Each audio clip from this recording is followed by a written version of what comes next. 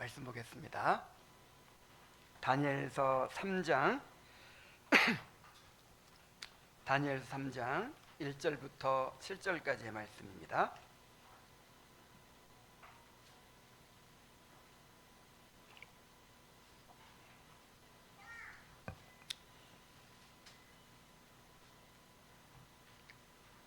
제가 읽겠습니다. 느부갓네살 왕이 금으로 신상을 만들었으니 높이는 60규빗이요 너비는 6규빗이라. 그것을 바벨론 지방의 두라 평지에 세웠더라. 느부갓네살 왕이 사람을 보내어 총독과 수령과 행정관과 모사와 재무관과 재판관과 법률사와 각 지방 모든 관원을 느부갓네살 왕이 세운 신상의 낙성식에 참석하게 하매, 이에 총독과 수령과 행정관과 모사와 재무관과 재판관과 법률사와 각 지방 모든 관원이 느부갓네살 왕이 세운 신상의 낙성식에 참석하여 느부갓네살 왕이 세운 신상 앞에 서니라. 선포하는 자가 크게 외쳐 이르되, 백성들과 나라들과 각 언어로 말하는 자들아, 왕이 너희 무리에게 명하시나니 너희는 나팔과 피리와 수금과 사면금과 양금과 생황과 및 모든 악기 소리를 들을 때에 엎드려 느부갓네살 왕이 세운 금신상에게 절하라. 누구든지 엎드려 절하지 아니하는 자는 즉시 맹렬히 타는 풀무불에 던져 넣으리라 하였더라. 모든 백성과 나라들과 각 언어를 말하는 자들이 나팔과 피리와 수금과 사면금과 양금과 및 모든 악기 소리를 듣자 곧 느부갓네살 왕이 세운 금신상에게 엎드려 절하니라. 아멘. 오늘의 본문은 느부갓네살 왕이 금신상을 세우고 전국의 모든 관리들을 소집해서 경배하게 한 사건에 대해서 말해주고 있습니다. 자, 이 사건은 그 규모에 있어서도 엄청난 것이었고 그 상징성에 있어서도 정말 의미가 깊은 그런 사건입니다. 자, 느부갓네살 왕은 하나님이 정하신 금머리의 한계를 부정하고 전신이 순금으로 된 신상을 세움으로써 자신의 제국이 영원할 것임을 선포합니다. 그의 행위는 바벨탑 사건에서 드러난 것처럼 하나님을 거역하는 이 세상의 정신을 보여줍니다. 오늘날에도 여전히 세상은 하나님의 주권을 부정하며 권세와 영화를 과시하면서 우리로 하여금 이 세상의 정신을 따라 살아가도록 압력을 가하고 있습니다. 오늘날에도 여전히 우리 앞에 금신상이 있어요. 본문을 통해서 오늘날에 존재하는 금신상, 이 세상 권세의 실상을 분별하고 그 압력의 한가운데서 어떻게 우리가 믿음을 지키며 하나님의 백성으로 살아가야 할 것인지를 함께 살펴보고자 합니다. 자, 먼저 이 금신상은 하나님을 거역하는 세상의 권세를 보여주죠. 자, 느부갓네살 왕은 하나님의 주권을 정면으로 부정하면서 거대한 금신상을 세웠습니다. 1절 말씀 다시 보겠습니다. 느부갓네살 왕이 금으로 신상을 만들었으니 높이는 60규빗이요 너비는 6규빗이라. 그것을 바벨론 지방의 두라 평지에 세웠더라 그랬어요. 자, 느부갓네살 왕은 다니엘을 통해서 하나님의 말씀을 분명히 들었죠. 세상 나라들은 결코 영원하지 않으며 마침내 다 무너질 것이고 그리스도의 나라가 세상 나라들을 깨뜨려 온 땅을 차지하게 될 것이라는 하나님의 계시를 들었어요. 그는 하나님의 위엄 앞에 압도되어서 하나님을 인정하고 찬양하기까지 했습니다. 그런데 지난주에 말씀드렸다시피 그가 잠시 하나님의 위엄에 압도돼 가지고 이렇게 하나님께 영광을 돌리기는 했지만 그가 진정으로 회심하여 하나님의 주권에 온전히 굴복한 것은 아니었습니다. 세월이 흐르자 그는 하나님의 말씀을 잊어버렸어요. 뭐 잊어버린 것이 아니죠. 하나님의 말씀을 부정하게 됐습니다. 내가 이렇게 강한 권세를 가지고 있는데 이 바벨론 제국의 영광이 이토록 비할 바 없이 찬란한데 어떻게 우리가 망할 수 있냐, 어떻게 우리가 무너진단 말이냐 하면서 자신의 권세를 과시하는 바벨론 제국의 영광을 과시하는 순금 신상을 세우게 됩니다. 그 신상은 높이가 60규빗이라고 그랬어요. 높이가 27m입니다. 아파트 10층 높이에요. 너비가 6규빗, 약 2.7m죠.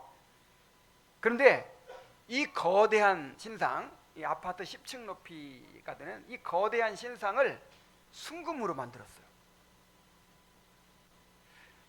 이 느부갓네살 왕이 금머리로 상징이 되니까 이제 금이 망하고 은으로 된 나라가 또 이렇게 세워진다고 하니까 그걸 부정하기 위해서 전체를 금으로 다 만든 거예요. 도대체 이게 돈이 얼마나 들었을까요? 그래서 챗 GPT한테 물어보니까 이 정도 규모의 신상을 순금으로 만들 경우에 약 1,400톤의 금이 필요하고 300조 원 이상의 돈이 든다고 계산했어요. 이 제미나이는 600톤 그리고 800조 원이 든대요. 그래가지고 이게 너무 많이 드는데 다시 GPT한테 물어보니까 이 정도 든다고 해요. 정말 어마어마하죠. 이 신상은 제국의 힘과 영광을 과시하는 정치, 종교적인 선언이었습니다. 하나님께서는 분명히 다니엘을 통해서 말씀하셨어요. 느부갓네살이 금머리에 불과하며 그 이후에는 다른 나라들이 반드시 일어날 것을 분명히 예고하셨죠. 그러나 그는 전신이 순금인 신상을 세움으로써 자신의 나라가 결코 무너지지 않고 영원할 것임을 선언했습니다. 느부갓네살 왕의 금신상은 하나님을 대적하는 인간의 교만을 상징해요. 이 금신상이 어디에 세워졌다고 했죠? 바벨론 지역의 두라 평지라는 곳에 세워졌다고 했죠. 이 두라 평지는 과거 홍수 심판 이후에 하나님을 대항하여 바벨탑을 쌓았던 시날 평지와 겹칩니다. 이 시날 평지는 좀 광범위한 지역을 가리켜요. 메소포타미아 지역, 그 메소포타미아에 있는 넓은 바벨론을 포함한 넓은 평야지대를 가리킨다면 이제 두라 평지는 그 중에 그 바벨론 지역에 있는 한 지역을 가리키죠. 자, 시날 평지에 바벨탑을 쌓을 때 그때도 사람들이 이렇게 말했어요. 창세기 11장 4절에 오면 자, 성읍과 탑을 건설하여 그 탑 꼭대기를 하늘에 닿게 하여 우리 이름을 내고 온 지면에 흩어짐을 면하자. 자, 이 사람들에게 이제 이 심판, 홍수 심판을 당하고 거기서 이제 또 퍼져나온 사람들이기 때문에 하나님의 심판에 대한 두려움이 있어요. 그런데 혹시 하나님께서 다시 홍수로 심판하시더라도 우리 힘으로 살아남자. 하늘까지 닿게 그렇게 높은 탑을 쌓고 튼튼하게 그렇게 건축물을 만들면 아무리 홍수가 나더라도 우리가 살아남을 수 있지 않겠냐. 이렇게 하나님의 권위에 도전을 하는 것이죠. 이 하나님께서는 언어를 혼잡하게 하심으로 그들을 온 땅에 흩으셨습니다. 그런데 바로 그 땅에서 다시 거대한 금신상이 세워졌다는 사실은 타락한 인류의 반역 정신이 심판 이후에도 세대를 넘어서 반복되고 있음을 분명히 보여줍니다. 이에 대해 칼빈은 이렇게 말합니다. 사람은 하나님을 아는 지식에 이르고서도 그분께 영광을 돌리기보다 곧바로 자신을 높이는 길로 기울어진다 그랬어요. 어떻게 하고서도? 이게 세상 사람들보다 우리에 대한 얘기인 것 같아요. 하나님을 아는 지식에 이르고서도 다 알잖아요. 하나님께서 높이시고 낮추시고 또 왕을 세우시기도 폐하시기도 하시고 나라들을 세우고 멸망케도 하시고 우리를 살리기도 하고 죽이기도 하시고 하나님께서 다 행하신다고 하는데 이런 지식을 가지고서도 그분께 영광을 돌리기보다, 다시 말하면 그분만을 의지하고 그분의 주권에 굴복하고 이렇게 하기보다 하나님께서 주신 축복을 가지고 자기를 높인단 말이에요. 이 반역은 느부갓네살만의 문제가 아니라 아담 이후 모든 타락한 인간 안에 공통적으로 자리한 본성입니다. 성령의 역사로 거듭나지 않은 사람은, 진정으로 회심하지 않은 사람은 결코 이 반역적인 정신에서 벗어날 수가 없어요. 인간은 본능적으로 하나님의 이름을 높이기보다 자기 이름을 내세우려고 하고 하나님의 주권에 순복하기보다 스스로 주인이 되려는 길을 선택합니다. 우리 안에도 이런 반역의 정신이 여전히 남아있음을 깨달아야 돼요. 자, 우리 안에 부패성이 있죠. 우리 안에 죄가 있죠. 근데 그 죄의 본질이 뭐예요? 스스로 하나님 되려고 하는 교만이에요. 반역 정신이에요. 우리는 하나님의 주권을 인정한다고 입술로 고백하지만 실제 삶의 자리에서는 여전히 내 뜻대로 성을 쌓으며 나만의 우상을 만들고 있는 경우가 많습니다. 어떤 사람에게는 성공과 성취가, 어떤 사람에게는 재물과 안정이, 또 어떤 사람에게는 가정과 자녀가 하나님보다 더 의지하는 우상이 될 수 있어요. 자, 이런 것들이 바벨탑이 되고 또 금신상이 될 수 있다는 것입니다. 우리 안에 있는 이 반역의 뿌리를 인정하고 회개해야 합니다. 그래서 예수님께서 말씀하신 거예요. 자기를 어떻게 해라? 부인해라. 스스로 주인 되려고 하는 이 반역의 정신, 내가 중심이 되고 내가 주권을 가지고 내 삶을 주관하려고 하는 이러한 자기를 어떻게 해라? 부인해라. 그리고 날마다 십자가를 지고 나를 쫓아라. 십자가에 못 박아야 돼요. 우리 자신을. 우리에게 이토록 십자가가 많은 것은 자기를 부인하도록 하기 위해서입니다. 우리가 칼빈의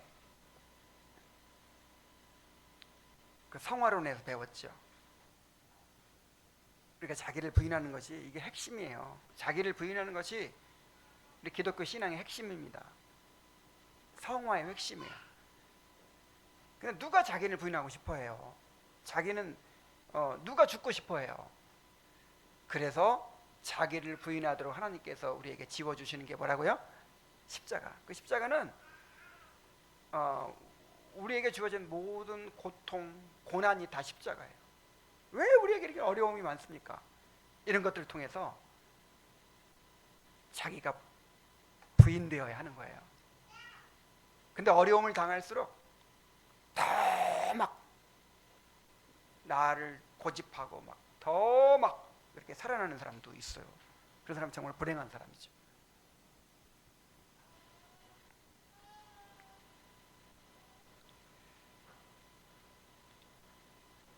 자, 이렇게 금신상을 만들고 나서 자, 느부갓네살 왕은 바벨론 제국 안에 있는 모든 관원들을 불러 모아서 이 신상에 경배하게 합니다. 2절부터 4절에 보면요, 느부갓네살 왕이 사람을 보내어 총독과 수령과 행정관과 모사와 재무관과 재판관과 법률사와 각 지방 모든 관원을 느부갓네살 왕이 세운 신상의 낙성식에 참석하게 하며 이에 총독과 수령과 행정관과 모사와 재무관과 재판관과 법률사와 각 지방의 모든 관원이 느부갓네살 왕이 세운 신상의 낙성식에 참석하여 느부갓네살 왕이 세운 신상 앞에 서니라. 선포하는 자가 크게 외쳐 이르되 백성들과 나라들과 각 언어로 말하는 자들아, 왕이 너희 무리에게 명하시나니 하고 말합니다. 자, 왕은 전령을 전국으로 보내서 총독과, 이 총독은 뭐냐면 이제 세계 여러 나라들을 다스리고 있는 제국이잖아요. 제국. 그러니까 그 여러 민족들을, 여러 나라들을 정복하고 그 나라들마다 총독을 세워서 다스리는 거예요. 각 나라의 총독들이 다 보이는 거죠. 또 수령과 행정관과 모사와 재무관과 재판관과 법률사 각 지방의 모든 관원들을 소집했어요. 자, 이처럼 모든 지역의 지도자들을 한자리에 모은 것은 금신상에 대한 경배를 통해서 제국 안의 모든 권세를 하나로 묶고 느부갓네살 자신의 통치가 신적 권위를 가진 것처럼 선포하려는 의도였습니다. 다시 말해서 이 행사는 예배의 형식을 빌린 정치적인 충성 서약이었습니다. 느부갓네살은 종교를 이용하여 정치 권력을 신성화하고 자신의 왕위와 제국의 안정을 견고히 하려고 한 것입니다. 왕은 백성들과 나라들과 각 언어로 말하는 자들아 라고 명령합니다. 모든 관원들이 모였지만 사실은 대표로 모인 거예요. 이 명령이 누구에게 주어진 거예요? 모든 백성들, 바벨론 제국 안에 있는 모든 백성들에게 주어진 것이죠.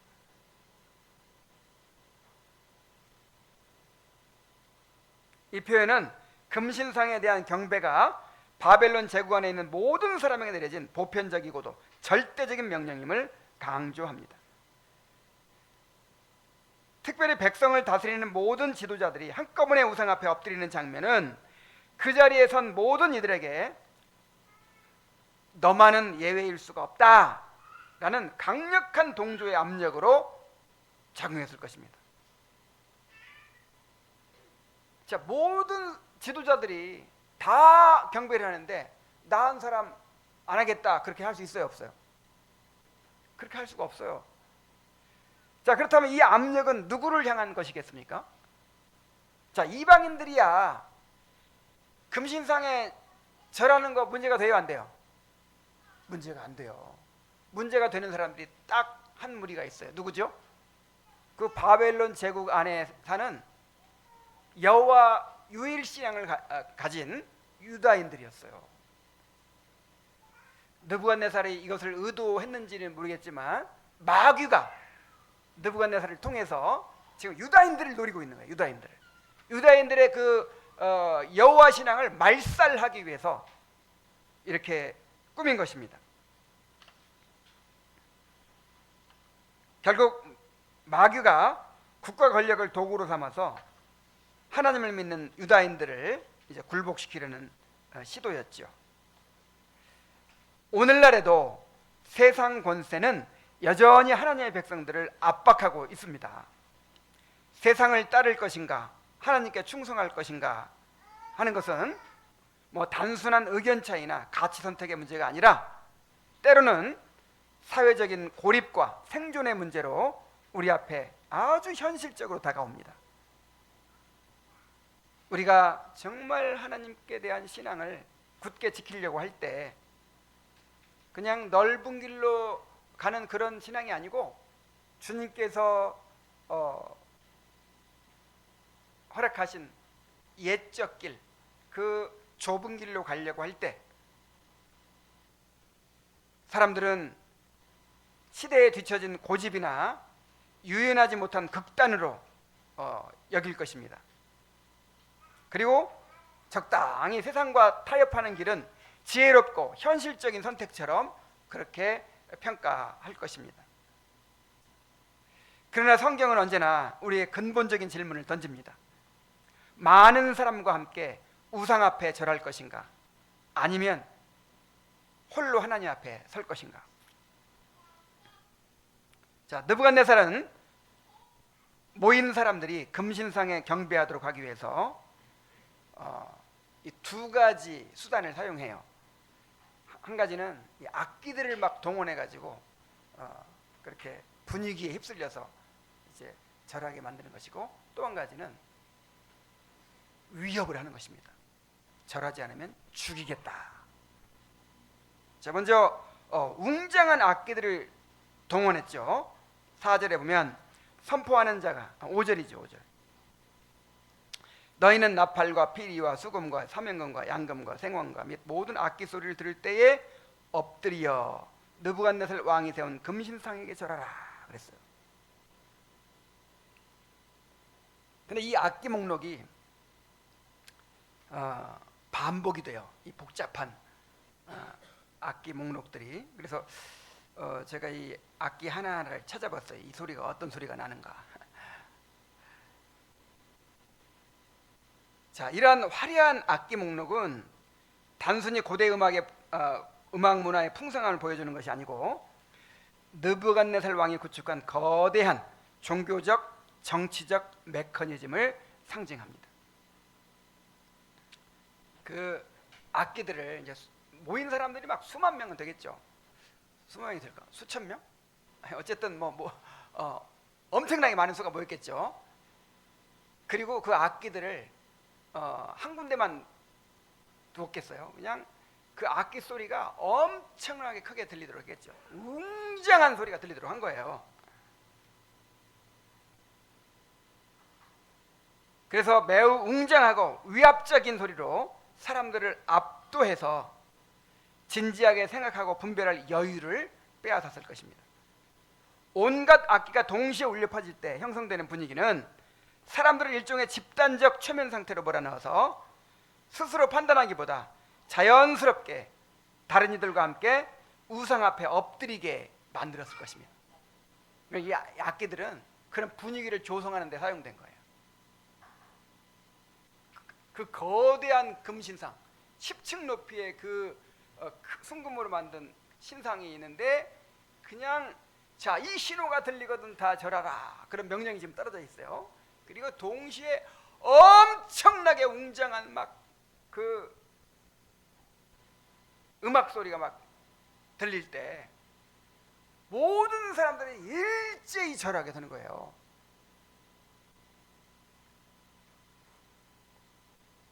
오늘날에도 세상은 이와 같은 방식으로 우리의 마음을 사로잡아서 우리를 굴복시키려고 합니다. 세상은 인간적인 지혜와 화려한 문화, 각종 미디어를 통해서 자신의 가치관을 자연스럽게 주입합니다. 제가 이런 얘기 한 적이 있었죠.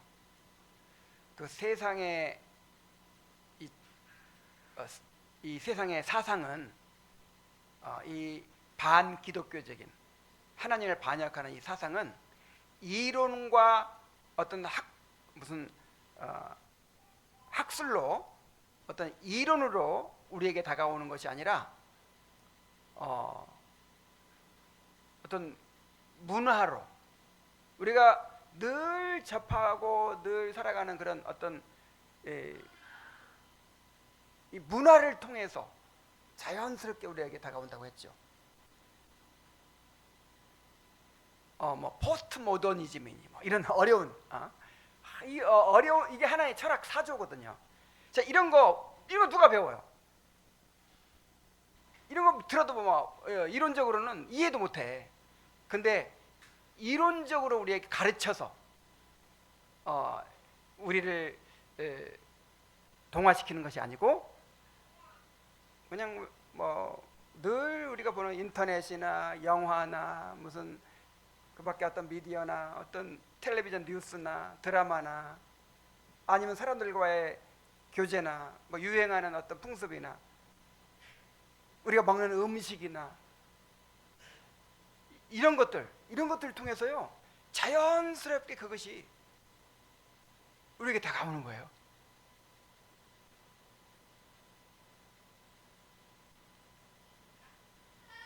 그렇게 반복해서 들려오는 세상의 메시지는 우리를 무의식 중에 길들이고 그 결과로 우리는 스스로 자각하지 못한 채 어느 순간에 세상의 영향력 앞에 무릎을 꿇기 시작합니다.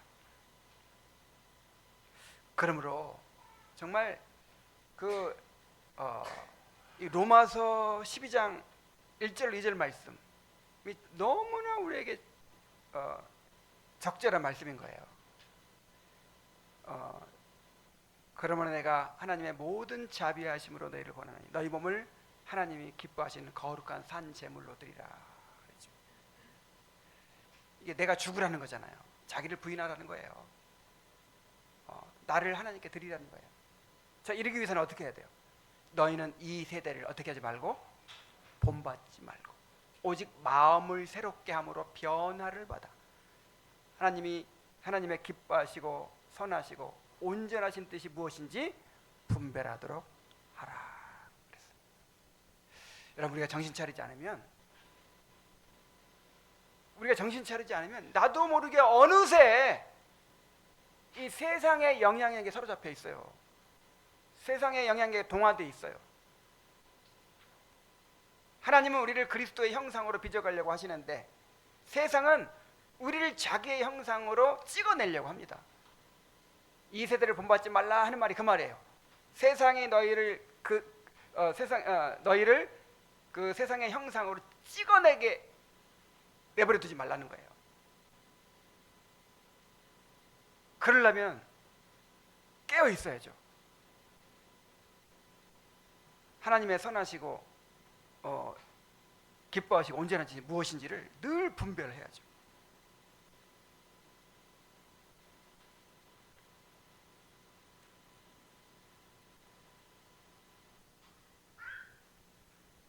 지금 내 삶을 움직이는 리듬은 무엇인가? 모든 막 이 분위기를 압도하는 음악 소리에 사람들이 막 자동으로 그냥 싹 절을 한단 말이에요. 나도 모르게 그 음악에 그냥 취해가지고 나도 모르게 같이 절을 해요.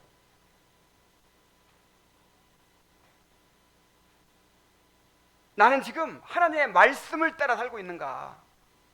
아니면 세상의 리듬을 따라서 그렇게 살아가고 있는가? 우리가 깨어 분별하지 못하면 우리는 어느새 그 소리에 맞추어 무릎을 꿇고 말 것입니다. 자, 이렇게 세상의 문화와 또 미디어와 어떤 인간의 그런 새로운 가치관으로 우리를 막 이렇게 분위기로 그냥 세차게 막 휩쓸어 가려고 하는 것과 동시에 또 우리를 위협해가지고 두려움을 주어서 굴복하게 만듭니다. 그 느헤미야서에서도 그 대적들의 공격 방법이 있었죠. 뭐였어요? 위협해가지고 두려움을 줘서 이제 굴복하게 만드는 거죠. 자, 느부갓네살 왕은 악기 소리로 사람들의 혼을 빼놓을 뿐만 아니라 무시무시한 형벌로 위협했습니다. 실제로 보면 누구든지 엎드려 절하지 아니하는 자는 즉시 맹렬히 타는 풀무불에 던져 넣으리라.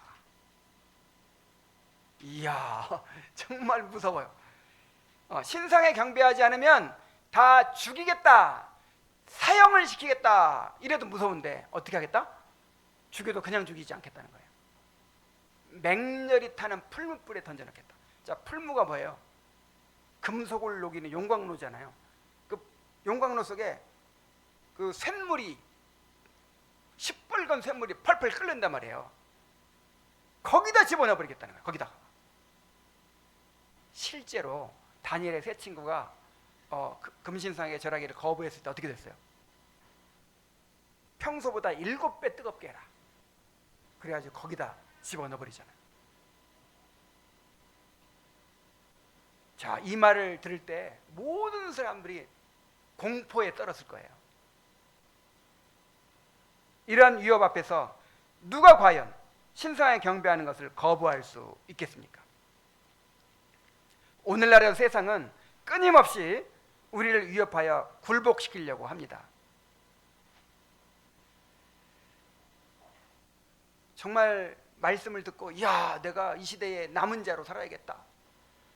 이 시대에 무너진 데를 보수하고 길을 수축하여 거할 곳이 되게 하는 자가 돼야겠다. 이 시대에 정말 개혁신앙을 가지고 좁은 길을 가야겠다. 이렇게 결심했어요. 근데 그렇게 막 살아가다 보면 막 불안한 생각이 들죠. 자꾸 두려워져요. 마귀가 그렇게 두려움을 주는 것입니다. 자, 그렇게 신앙생활을 하다가는 사람들에게 조롱받고 조롱거리가 되고 버림받게 될 것이다. 뭐니 해도 돈이야. 돈 없으면 불행해질 수밖에 없고, 돈이 있어야 행복하게 살 수 있어. 그렇게 신앙을 고집하면 세상에 설 자리가 없을 거야. 자녀들은 공부에 뒤처질 거야. 결국 비천한 삶을 살게 될 거야. 가난하고 병들고 비참한 노후를 맞이하게 될 거야. 자, 이렇게 끊임없이 우리를 위협하는 거예요. 우리 학생들이 제일 두려워하는 게 있어요. 뭐가 제일 두렵죠? 우리 아이들이 제일 두려워하는 건요, 놀림받는 거. 놀림거리가 되는 게 제일 두렵죠? 그래서 어떻게든지 애들한테 놀림 안 받으려고 하죠. 우리가 이 유다 사람들이 이제 바벨론에 가서 살 때 아이들이 놀림 받았을까요? 안 받았을까요? 너무 다른 거야. 뭐 이 사람들은 돼지고기도 안 먹어. 다 먹는 돼지고기도 안 먹겠대. 이 사람들은 토요일에는 일을 안 하겠대. 이 사람들은 다들 숭배하는 그 우상 숭배를 안 하는 거예요. 너무 이상하게 살아. 얼마나 놀림받고 조롱받고 했을까요? 이런 걸 이겨내야 되는 거예요. 이런 거 두려워하면 안 돼요. 알겠습니까? 누가 뭐라고 하든지 나는 하나님의 자녀다. 나는 하나님의 자녀로 살 거다. 이렇게 다니엘처럼 살아야지. 이렇게 다니엘의 새 친구처럼. 자, 마귀가 우리를 어떻게 공격한다고요? 두려움을 준다고요. 두려움을 줘서 우리를 위협해가지고 두려움에 빠지게 만들어서 신앙을 포기하게 만드는 거예요. 타협하게 만드는 거예요.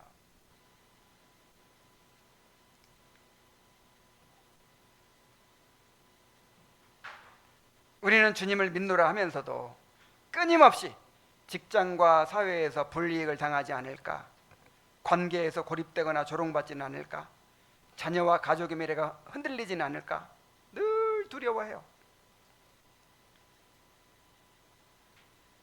이러한 두려움과 염려를 이기지 못하면 우리가 신앙을 지킬 수 없어요. 성경에서 제일 많은 명령이 뭐라고요? 두려워하지 말라. 강하고 담대하라.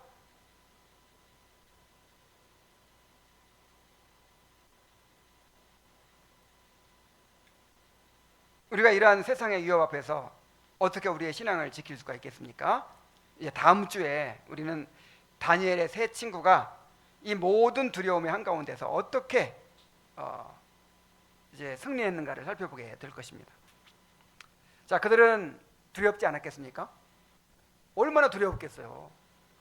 그러나 그 두려움보다 크신 하나님을 알았기 때문에 금신상에 무릎 꿇지 않았습니다. 그들의 이야기를 통해서 세상의 압력 앞에서도 하나님만을 경외하며 사는 믿음이 무엇인지를 함께 배우게 될 것입니다. 말씀을 맺겠습니다. 자, 우리는 우리 앞에 세워져 있는 금신상을 보아야 합니다. 그 금신상에 절하도록 우리의 마음과 생각을 사로잡고 있는 이 세상의 리듬을 간파해야 합니다. 그리고 우리가 지금 두려워하고 있는 것이 무엇인지를 생각해야 합니다. 풀문불에 던져지게 될까봐 두렵습니까? 하나님만 의지하고 살다가는 세상에서 뒤처지고 패배자가 될까봐 두렵습니까? 가난해질까 봐 두렵고 고생할까 봐 두렵습니까? 그러나 우리가 진정으로 두려워해야 할 대상은 몸을 죽이는 세상 권세자가 아니라 몸과 영혼을 능히 지옥에 멸하시는 하나님이십니다.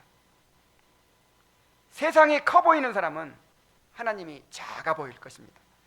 그러나 하나님이 커 보이는 사람은 세상이 작아 보일 거예요. 여러분의 눈에는 누가 더 커 보이고 있습니까? 다니엘과 세 친구들처럼 하나님을 크게 바라보고 세상의 리듬이 아닌 하나님의 말씀의 리듬에 맞추어서 살아가는 하나님의 신실한 백성들이 되기를 간절히 바랍니다. 자, 오늘은 우리 찬송을 하나 부르도록 하겠어요.